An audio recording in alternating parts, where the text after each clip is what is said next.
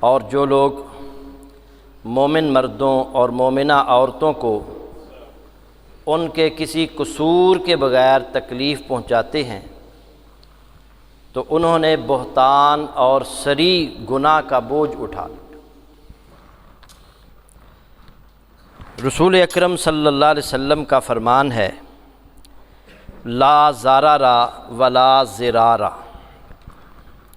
اس فرمان کی تشریح کی جا رہی ہے، اس کے 3 مفہوم بیان کیے جا چکے ہیں۔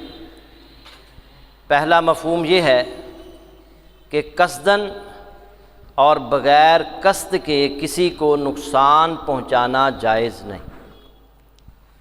دوسرا مفہوم یہ ہے، اپنے آپ کو بھی نقصان پہنچانا جائز نہیں، دوسروں کو بھی نقصان پہنچانا جائز نہیں۔ اور تیسرا مفہوم یہ ہے، پہل کرتے ہوئے کسی کو نقصان پہنچانا جائز نہیں، لیکن اگر آپ کو کوئی نقصان پہنچائے تو بدلے میں اسے اتنا ہی نقصان پہنچانا ہے جتنا اس نے آپ کو یا مجھے نقصان پہنچایا ہے۔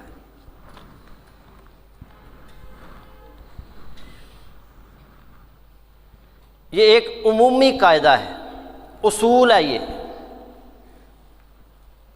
لا ضرر ولا ضرار۔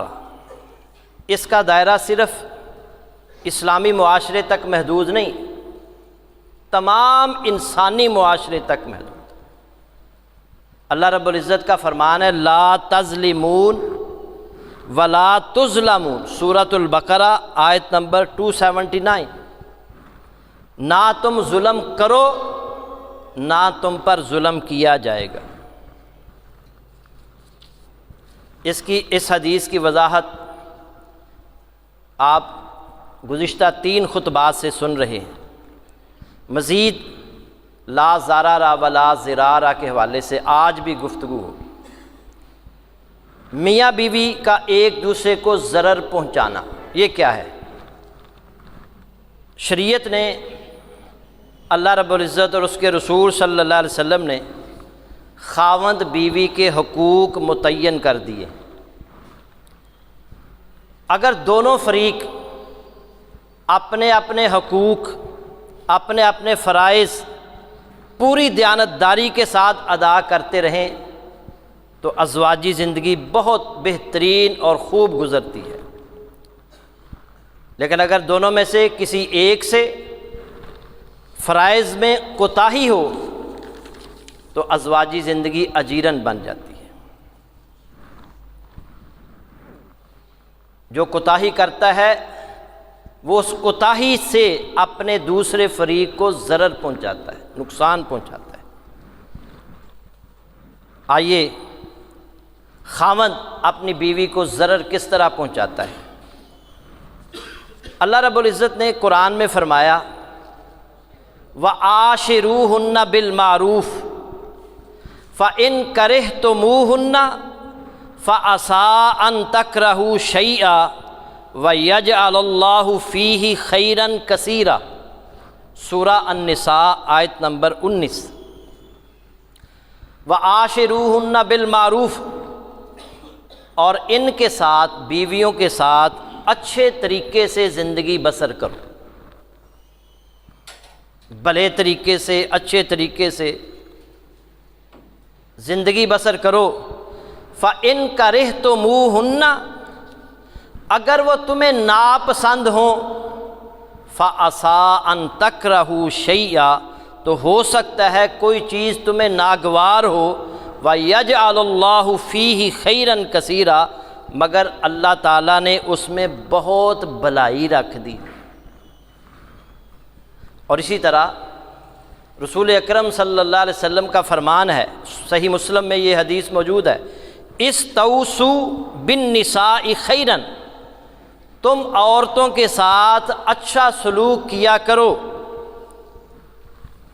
اس واضح حکم کے باوجود بہت سارے شوہر اپنی بیویوں کے ساتھ اچھا برتاؤ نہیں کرتے، بد سلوکی کرتے ہیں، نقصان پہنچاتے ہیں۔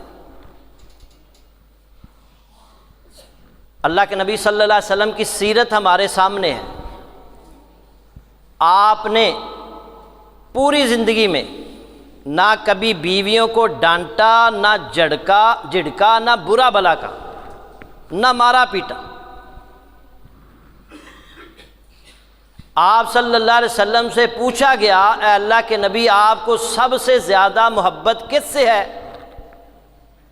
تو آپ نے فرمایا تھا عائشہ سے رضی اللہ تعالی عنہا۔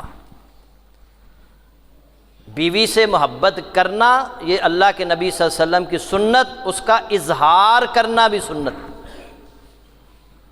پھر آپ سے پوچھا گیا کہ مردوں میں آپ کو سب سے زیادہ محبت کس سے ہے؟ تو آپ نے فرمایا عائشہ کے باپ سے۔ آپ ڈائریکٹ بھی کہہ سکتے ہیں نا ابو بکر سے رضی اللہ تعالیٰ، فرمایا عائشہ کے باپ سے۔ جس سے اندازہ لگائیں کہ بیوی سے محبت اگر انسان کرے گا تو کیا اسے جھڑکے گا، ڈانٹے گا، مارے پیٹے گا؟ اللہ کے نبی صلی اللہ علیہ وسلم گھر میں آتے تو بیویوں کے ساتھ گھر کے کام کاج میں ان کا ہاتھ بٹاتے۔ دوسری بات، بعض مرد نہ بیوی کو گھر بساتے ہیں نہ اسے طلاق دیتے۔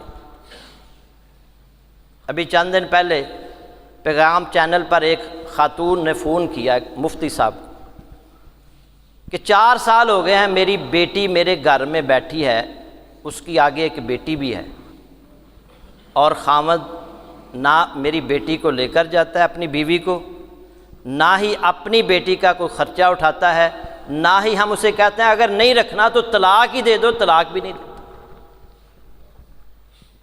کتنی زیادتی ہے۔